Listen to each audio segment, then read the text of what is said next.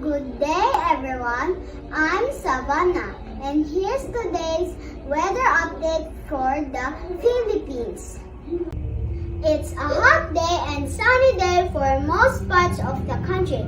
The temperature will go up to 33 degrees Celsius. So, don't forget to drink lots of water and stay in the shade when playing outside. But in some areas, we might see a few clouds and even some rain in the afternoon or evening, so it's always a good idea to bring an umbrella just in case.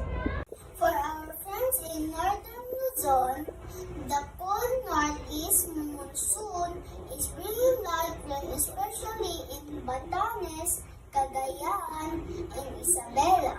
But don't worry, it won't last long. Remember, whether it's sunny or rainy, always be prepared and stay safe.